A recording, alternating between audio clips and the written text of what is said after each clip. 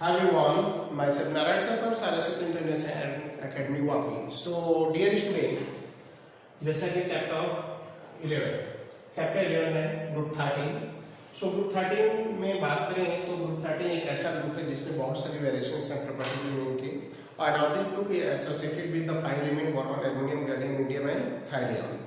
And main source की बात करें, मेन उनकी जो कंपाउंड है लाइक जैसे डाइबोरेन, बोरिक एसिड आ गया, बोरेक्स हो गया एंड डाइबोरेन हो गए. ये काफी इंपॉर्टेंट कंपाउंड है लाइक B2S6. एंड जो इस ग्रुप में बात करें एवरेंस की, एल्युमिनियम सबसे मैक्सिमम परसेंटेज प्रोपोर्शन में मिलता है इनसाइड द अर्थ क्रस्ट, जिसकी पोजीशन अर्थ क्रस्ट में थर्ड है क्योंकि फर्स्ट ऑक्सीजन है, second silicon and third aluminium. ये 5 एलिमेंट्स एसोसिएटेड हैं जिनके हम physical chemical trend, electronic configuration, atomic size, ionic enthalpy, electronegativity, इन सब पॉइंट्स के अबाउट हम डिस्कशन करेंगे. सो स्टार्ट करते हैं वन बाय वन. तो ग्रुप 13 में फर्स्ट प्रॉपर्टीज हमारे जो इंक्लूड हो रही हैं, बात करेंगे उसके अबाउट, वो है electronic configuration. So first properties is electronic configuration. Electronic configuration की बात करें तो the outermost configuration of this group element is NH2 NP1. NH2 NP1 है, मींस बोरॉन का एटॉमिक नंबर 5 है तो 1s2 2s2 and 2p1. Aluminium का atomic number 13 है तो हम राइट करेंगे 1s2 2s2 2p6 3s2 3p1. So student, the outermost configuration of group 13 element is NH2NP1. मैं आपको क्लियर कर दूं कि यहाँ पर एल्युमिनियम के पास लास्ट थर्ड है तो इसके पास 3d ऑर्बिटल है, राइट, बट बोरॉन के पास 3d ऑर्बिटल नहीं है. मीन d ऑर्बिटल का एब्सेंस होने से इसकी वैलेंसी मैक्सिमम 4 होती है जबकि अदर एलिमेंट की मैक्सिमम 6 बनाते हैं. So that is the electronic configuration of the group 13. Then आपको बात करेंगे हम एटॉमिक रेडियाई की. एटॉमिक रेडियस की बात करें, किसी भी पार्टिकुलर ग्रुप में atomic radius top to bottom increase होती है, दैट्स ऑल. यही कॉन्सेप्ट यहाँ पर भी एप्लीकेबल है. But now disorder is found in the group 13. Group 13 में डिसऑर्डर क्या है? Now atomic radius no doubt according to trends now increase from boron to thallium. But disorder is found between aluminum and gallium. So boron, aluminum, gallium, indium and thallium. The atomic size of aluminum is greater than gallium. Reason है D10. इसके D10 orbital की बात करें तो ये है poor spinning effect करते हैं. और पुअर स्पिनिंग इफेक्ट की बात करें तो इलेक्ट्रॉन जो एटमॉस्फेयर है, न्यूक्लियर चार्ज है जो यहाँ पर गैलियम में कॉन्स्टेंटली इंक्रीज हो जाता है. और इंक्रीज होने की बात करें तो इसका रिस्पॉन्सिबल फैक्टर है d ऑर्बिटल. एल्युमिनियम और गैलियम के एटॉमिक रेडियस को हम कंपेयर करें यहाँ पर तो गैलियम का साइज 135 पिकोमीटर है जो एल्युमिनियम 143 से कम है. उसका रिस्पॉन्सिबल फैक्टर है d orbital. So now that is the trend of atomic size. बाकी ऑर्डर यही रहेगा. एंड सेकंड प्रॉपर्टीज की बात करें एटॉमिक रेडियस, तो एटॉमिक रेडियस के बाद ionisation enthalpy. Ionisation enthalpy. Ionisation enthalpy. So ionisation enthalpy terms की बात करें तो आयनाइजेशन एंथैल्पी जो हम एक्सपेक्टेड है यहाँ पर तो काफी ज्यादा है in compare to group 1 and group 2. So ionisation enthalpy of this group element is what? More than 1 and 2 but less than now 14 15 16. and the trend is similar like this atomic radius, क्योंकि हमें पता है कि ionization enthalpy कैसे predict करता है atomic size को. तो यहाँ एक डिसऑर्डर आपको वापस देखने को मिलेगा student between aluminium and gallium. Gallium का साइज एल्युमिनियम से छोटा है, मतलब गैलियम का आयनाइजेशन एंथैल्पी एल्युमिनियम से ज्यादा होगा. That is the fact, right. And एक ही ग्रुप के हमें पता है कि अगर हम एक ही ग्रुप के एक एलिमेंट के आयनाइजेशन एंथैल्पी निकालें del H1 और del H2 और del H3 तो del H3 is always greater than del H2 del H1. That's all. So that is the correct order of ionisation enthalpy. Then after हम बात करेंगे electronegativity. Electronegative इस group में ये भी वेरिएशंस देखने को मिलते हैं, हमें बहुत सारे वेरिएशंस मिलते हैं। तो अगला पॉइंट हमारा इलेक्ट्रो नेगेटिविटी। इलेक्ट्रोनेगेटिविटी की बात करें, so electronegativity of this group element now first decrease from boron to aluminum and then so electronegativity of this group first decrease from boron to aluminum and then after decrease from gallium to thallium means aluminium यहाँ पर most metallic nature रखता है, सबसे highest metallic nature aluminium and then non metallic nature maximum boron. So ये हो गया about the electronegativity of the group 13 elements. Then अगर हम बात करें यहाँ पर तो ऑक्सीजन स्टेट एंड उससे रिलेटेड पॉइंट्स की बात करेंगे केमिकल नेचर की। तो केमिकल नेचर में अगर बात करें तो यहाँ पर ट्रेंड हमें पहले ऑक्सीजन नंबर समझना होगा। तो ऑक्सीडेशन नंबर इस ग्रुप की जो कॉमन ऑक्सीजन नंबर है वो +3 है, बट मैं आपको बता दूं कि boron, aluminium, gallium, indium, thallium +3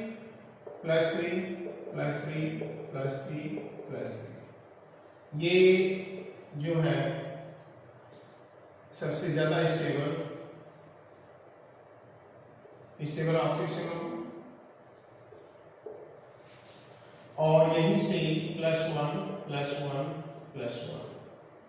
+3 का है और +1 स्टेबिलिटी है।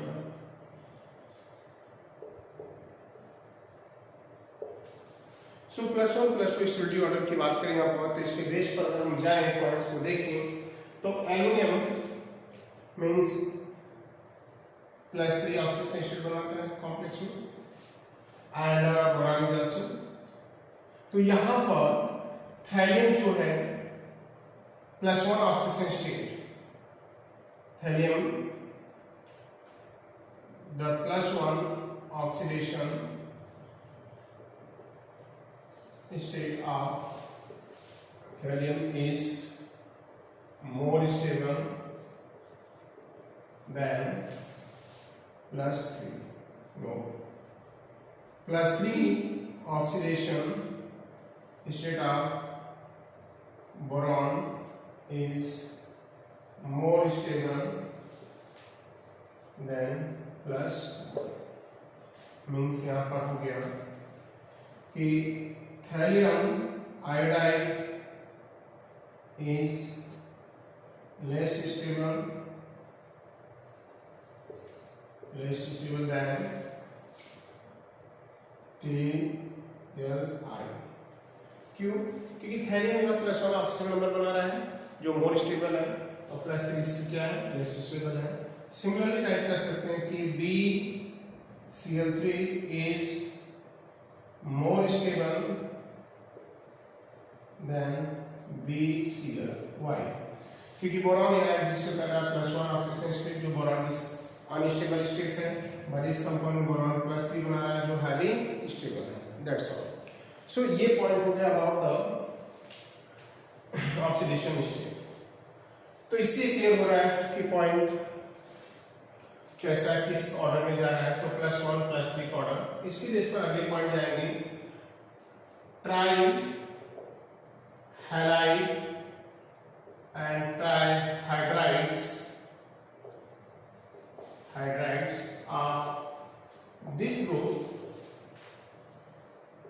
element are acidic in nature,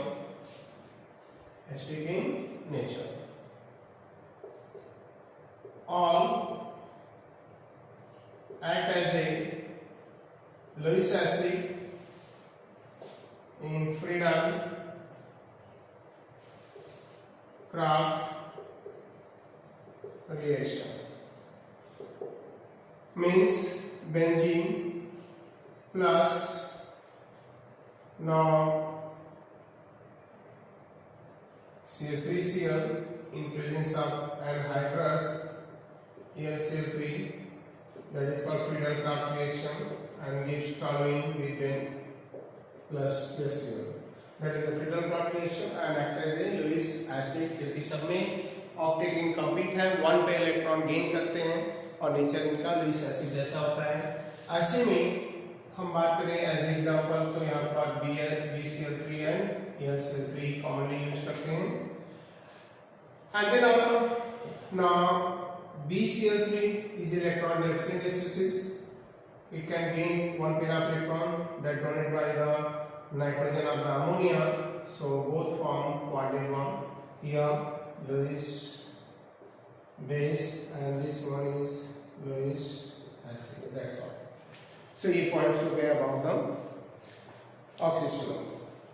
Another things, now dye मतलब halide of the aluminum form dimer for completion of their octet.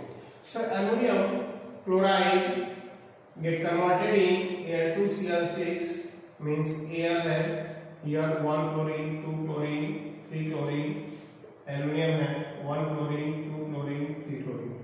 Now sharing another one like this kind. So that is the dimer structure. And here 101 degree bond angle, here is 79 degree bond angle. And the bridge bond that form is 221 picometer, while the single free bond is this one 206 picometer. That's all. That is the dimer phase of the aluminums. And then after, on the basis of oxygen state, now boron does not form octahedral complex due to the absence of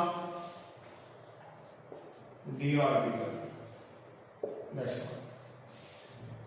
next point पे आएंगे और बात करेंगे reactivity toward the air. Reactivity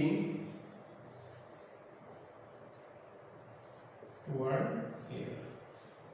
now पहले में group 13 elements react with the oxygen form M2O3 type of oxide, M2O3 type of oxide like B2O3, Al2O3, right, Ga2O3,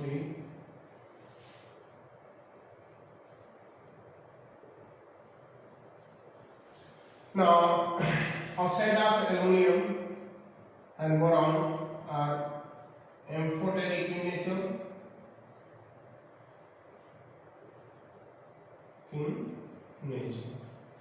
aluminium के oxide amphoteric होते हैं जो एसिड और बेस दोनों से react करते हैं, but aluminium oxide chemically inert भी होता है और ये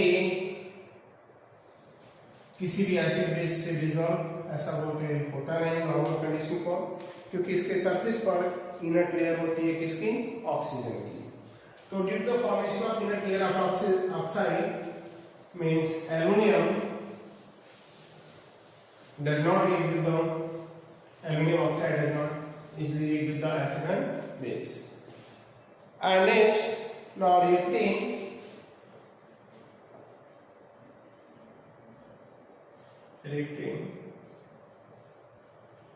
toward acid and base.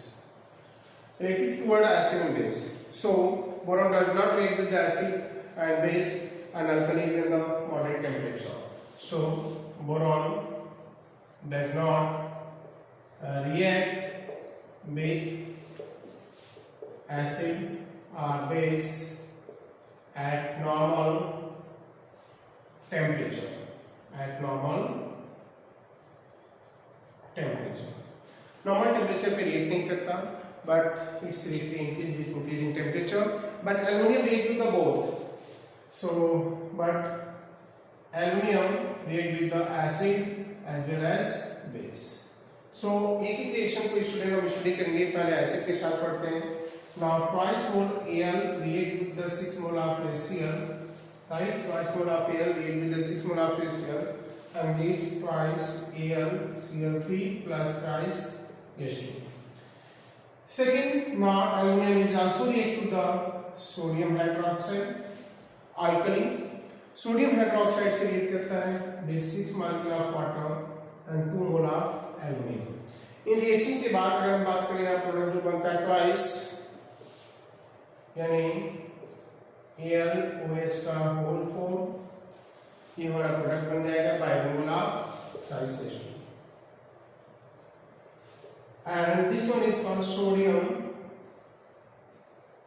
meta aluminate, and IPC name is sodium tetra hydroxo aluminate 3. That's all. Aluminate 3.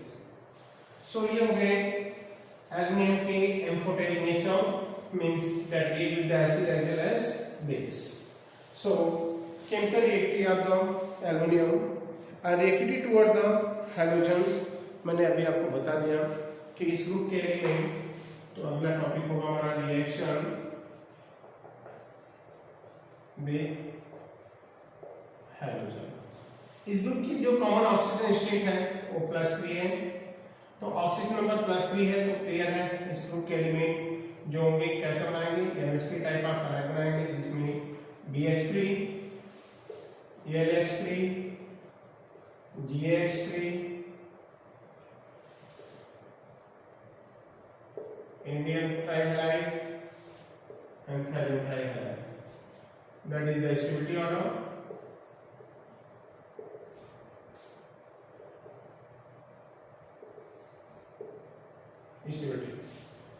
Stability order की बात करें तो +3 ऑक्सीजन स्टेट बोरॉन की ज्यादा स्टेबल है, तो ये मोर स्टेबल होगा than TLH3, but in case of BH, LH, GH, NH, TLH, the stability order is this +1.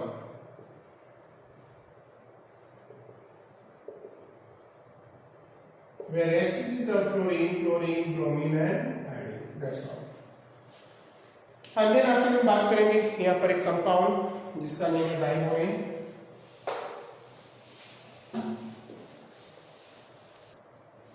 So student diborane की बात करेंगे. एक सिंपल बोरॉन हाइड्राइड को हम डाइबोरेन बोलते हैं जिसका फॉर्मूला क्या है B2H6, इसका मोनोमर होता है BH3.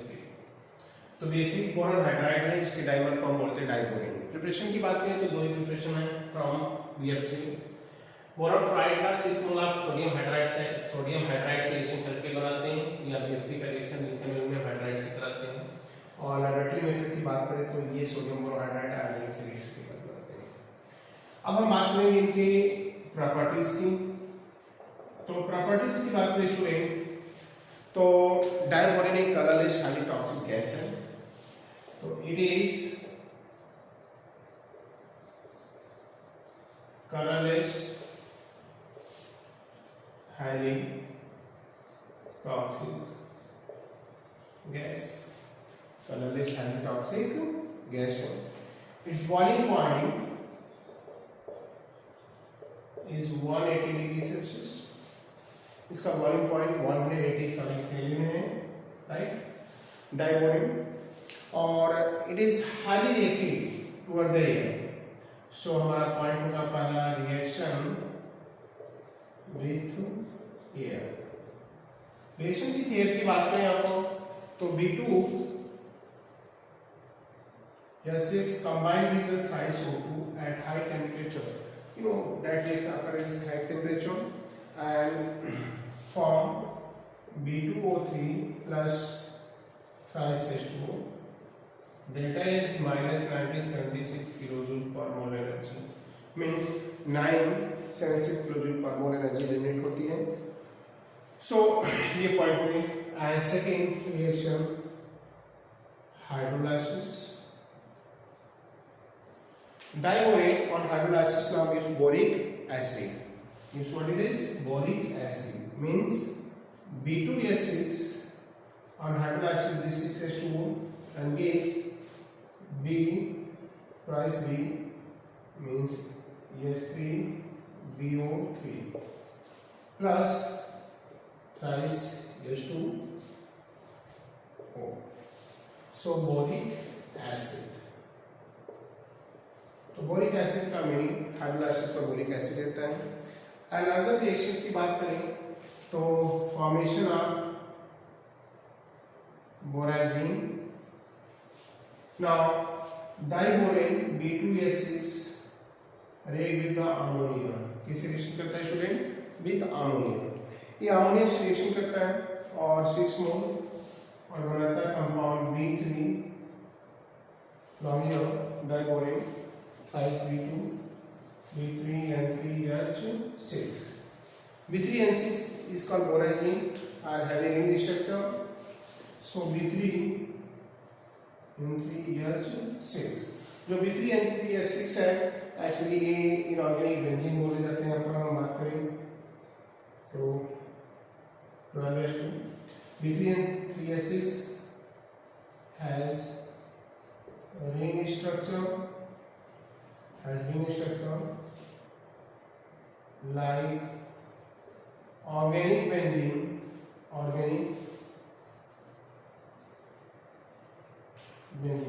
on C6H6.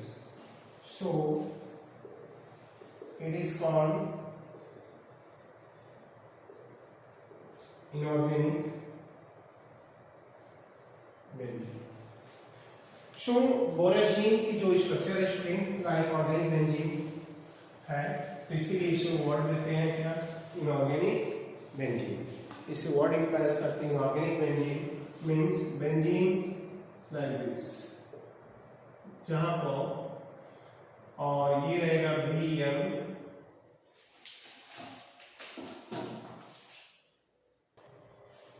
So inorganic benzene से कैरी करते हैं तो यहाँ पर BN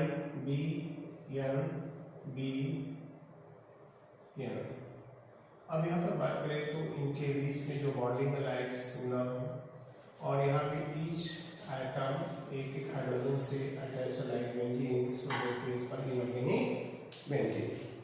सो स्टूडेंट हो गया ये डाइबोरेन। डाइबोरेन की बात करें तो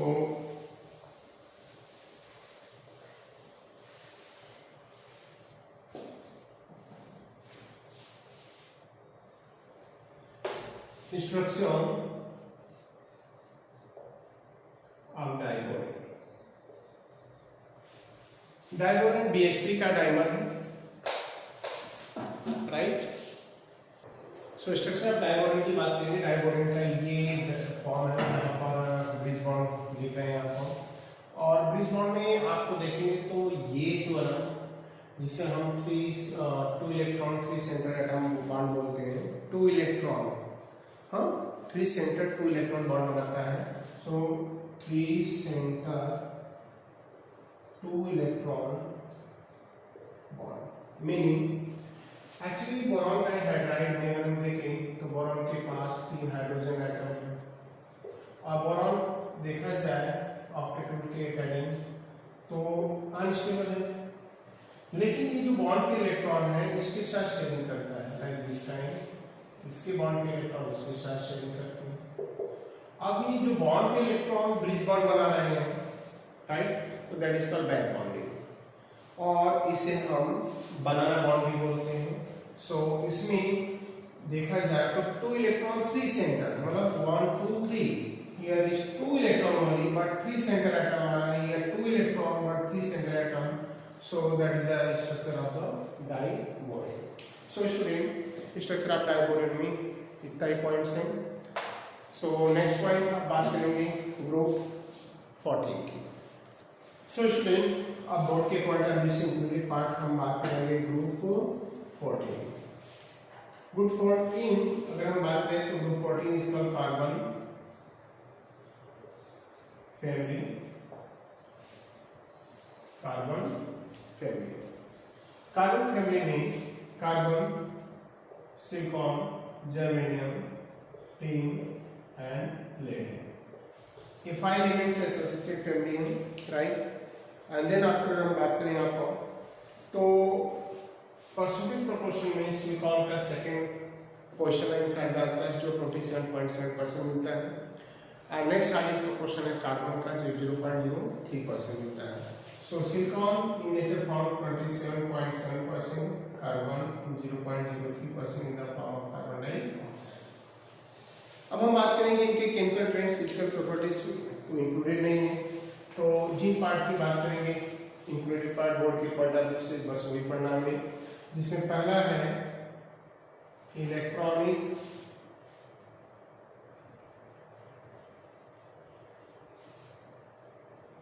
configuration. Electronic configuration, electronic configuration की बात करें आप तो the outer most orbit electronic configuration is NH2 NP2 means carbon 6 1H2 2H2 2P2, silicon 14 1H2 2H2 2P6 3H2 3P2, that's all. And then after covalent radius, covalent radius की बात करें so now covalent radius now increase from the covalent radius increase from carbon to lead due to the increase in atomic size, due to the increase in atomic size. So covalent radius top to bottom increase होती हुई increase in atomic size. What covalent radius का meaning, इस group के element mostly non metal है accept Pb, तो ये covalent bonding बनाते हैं, राइट, तो इंक्रीज होती है। And then ionization enthalpy,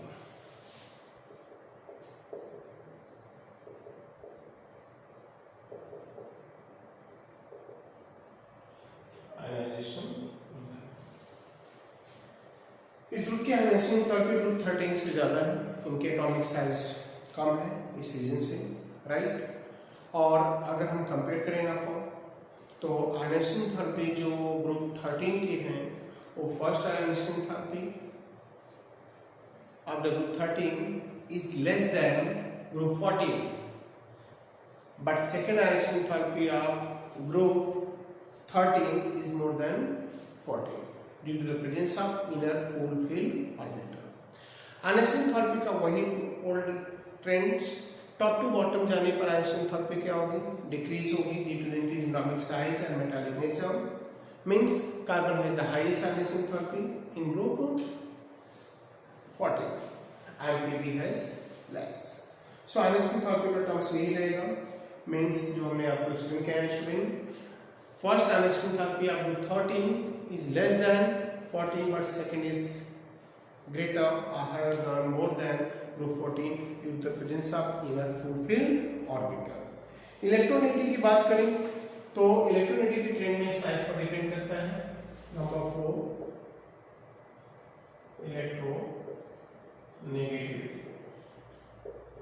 electronegativity की बात करें तो किसी भी पर्टिकुलर ग्रुप में टॉप टू बॉटम जाने पर इलेक्ट्रोनेगेटिविटी डिक्रीज होती है विथ इंक्रीजिंग साइज। और इस ग्रुप में अगर हम इलेक्ट्रोनेगेटिव टर्म्स की स्टडी करें तो नो डाउट स्टूडेंट हमें यहाँ देखने को मिलता है कि जो सिलिकॉन से पीबी तक की इलेक्ट्रोनेगेटिविटी कांस्टेंट होती है, राइट, और कार्बन मोस्ट इलेक्ट्रोनेगेटिव एलिमेंट है इस ग्रुप का।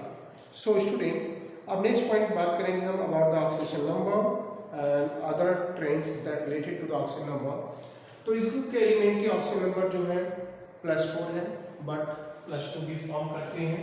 सो ऑक्सीडेशन नंबर की बात करें तो +2 to +4 है, but the stable oxygen number of this group is +4 and but the +4 stability, the oxygen number +4 का ट्रेंड जो होगा वो कैसे डिक्रीज इंक्रीज होगा? कार्बन है, सिलिकॉन है, जर्मेनियम है, टिन है और लेड है। +2 +2 +2 +2 +2 +4 +4 +4 +4 +4 +4 का ये स्टेबिलिटी और मतलब ऑर्डर है और +2 का ये है। मींस यहाँ से भी हम ग्रुप 13 की तरह बता सकते हैं कि PbCl2 is more stable than PbCl4। Why? तो अगर ऐसी चीजें जनरेट होती हैं एग्जाम में तो हम बताएंगे यहाँ से। Pb की ऑक्सीजन नंबर +2 स्टेबल है तो और +4 लेस स्टेबल है, तो दैट्स क्लियर है, हमें क्लियर है कि PbCl मोर स्टेबल है क्योंकि इसकी स्टेबल ऑक्सीजन नंबर क्या है? +2 है। यहीं पर CCl4 is more stable then CCl2, तो दैट्स क्लियर है। कार्बन यहाँ +2 बना रहा है, कार्बन यहाँ +4 बना रहा है और कार्बन की +4 ऑक्सीजन स्टेट, ये टर्म्स है आपका स्टेबिलिटी ऑफ ऑक्सीडेशन नंबर। तो ये हो गया CCl4 is more stable then CCl2, तो +4 and +2, तो ये पॉइंट्स हो गया about this. And then after हम बात करेंगे यहाँ पर न्यू पॉइंट्स के अबाउट। तो न्यू पॉइंट्स में स्टेबिलिटी ऑर्डर हमने दिखाया, इसके बेस पर ऑक्साइड जैसे ये भी बता सकते हैं कि PbO is more stable then PbO2, क्योंकि Pb यहाँ +4 है, ये तो ये रीजनिंग टाइप के जो पॉइंट्स होंगे इससे रिलेटेड हम यहाँ से क्लियर कर लेंगे, चाहे हाइड्रोजन के साथ हो चाहे ऑक्सीजन। टुवर्ड ऑक्सीजन अब बात करेंगे हम इसकी रिएक्टिविटी। सो रिएक्टिविटी टुवर्ड ऑक्सीजन, इस ग्रुप के एलिमेंट दो टाइप के ऑक्साइड बनाते हैं, MO1 MO2, बट अगर हम देखें तो PbO का स्टेबल फेज होगा but CO2 is more stable होगा, तो CO2 is more stable than CO। Why? What reason? क्योंकि CO2 में C4+ है, यहाँ +2 है और कार्बन की स्टेबल ऑक्सीजन स्टेट क्या है? +4 है, इसीलिए कार्बन यहाँ +2 के साथ अनस्टेबल होता है, कार्बन मोनोऑक्साइड एक हाईली टॉक्सिक गैस बनती है, राइट। रिएक्शन में अगर हम बात करें ऑक्साइड, तो कार्बन का ऑक्साइड एसिडिक है, रिमेनिंग क्या है? एम्फोटेरिक एंड बेसिक है, तो carbon CO2 oxide are acidic and then silicon germanium tin amphoteric and lead के ऑक्साइड बेसिक इन नेचर होते हैं। Clear? So basic in nature होते हैं, then after reactivity toward the water. अगला point हमारा होगा रिएक्टिविटी टुवर्ड वाटर। इस group के एलिमेंट वाटर से रिएक्ट करते हैं और उनके रिस्पेक्टिव ऑक्साइड बनाते हैं, dication plus H2O and gives SMO plus H2। इस ग्रुप के एलिमेंट इजीली हाइड्रोलाइज होते हैं और हाइड्रोजन गैस एलिमिनेट करते हैं, जो उनके राइट नेचर को बताता है। But some element not react with the oxygen sorry water, like lead. Lead के ऊपर लेड ऑक्साइड की कोटिंग होती है जो इसको केमिकली इनर्ट बनाता है।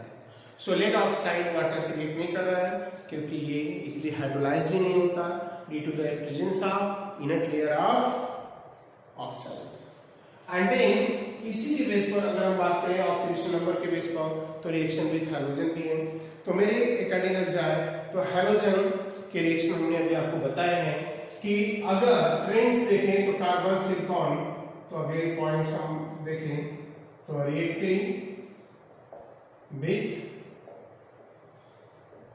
Hydrogen, carbon silicon germanium tin and lead. ये +2 स्टेबल और ये +4 स्टेबल। तो ये पॉइंट्स हमने अभी बताया कि लेड की डाइक्लोराइड, डाइआयोडाइड, डाइब्रोमाइड मोर स्टेबल होते हैं इन कंपेयर टू टेट्राहाइड्राइड, क्योंकि Pb+4 less stable, +2 stable oxygen stable आता है, राइट। और जैसे जैसे हाइड्राइड की स्टेबिलिटी इंक्रीज होगी, बॉइलिंग पॉइंट भी क्या होगा, इंक्रीज होगा, और ये हाइड्रोलाइसिस होते हैं इजिली। मींस टेट्राहाइड्राइड इजिली हाइड्रोलाइज होता है, जैसे SiCl4 4H2O and gives SiOH, that is called silicic acid by removal of 4HCl. So ये silicic acid बोला जाता है आपको, silicic acid, that's all. So ये important things हो गया about the group 40. So student अब बात करेंगे यहाँ पर इलेक्ट्रॉन ऑफ कार्बन की, जिसमें इंक्लूडेड पार्ट में अगर हम बात करें इलेक्ट्रॉन ऑफ कार्बन, तो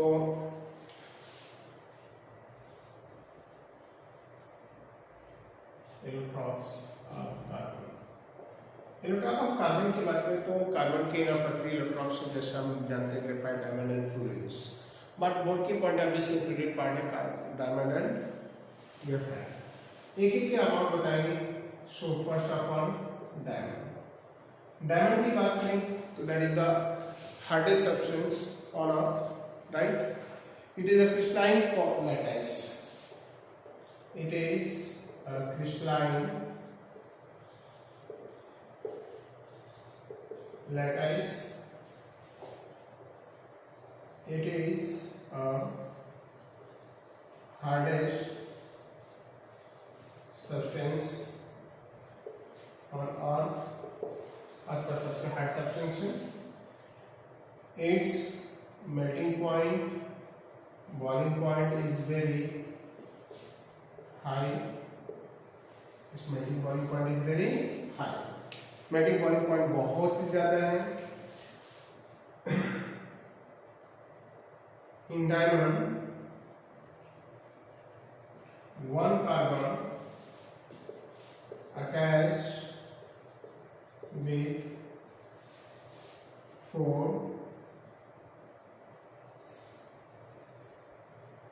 other carbon by tetrahedron fashion.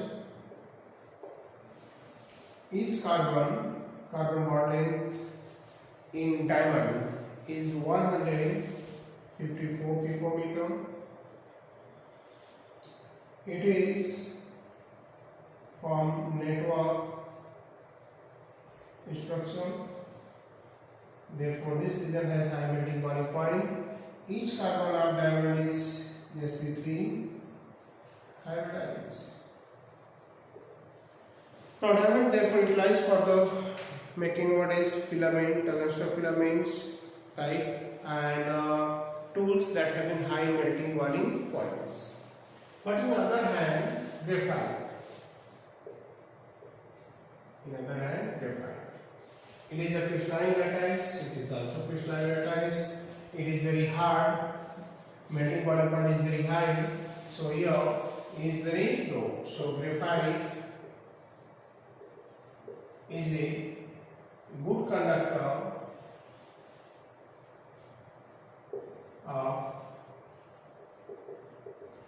electricity, but diamond is a die conductor. हम डिफरेंस से क्लियर कर देते हैं, ज़्यादा बेटर होगा स्टूडेंट। ग्रेफाइट सॉफ्ट है, डायमंड हार्ड है। Graphite is a good conductor of electricity, diamond is a bad conductor of electricity. Each carbon of diamond is sp3 hybridized, but in case of graphite is sp2 hybridized because 1 carbon attached to 3 other carbon, right? 3 other carbon. In case of graphite, now 2 carbon layer has the large difference. So next point, 2 layer के बीच में 141.5 picometre का gap होता है, और clear कर दें तो इस गैप की वजह से ही ग्रेफाइट सॉफ्ट होता है। डायमंड में ऐसा कोई गैप नहीं होता है, इसलिए हार्ड होता है। ग्रेफाइट का मेल्टिंग बॉइलिंग पॉइंट लो है in compare to the diamond, right. Diamond और ग्रेफाइट को क्लास करते हैं as electrode in different kind of cell for preparation of the cell. And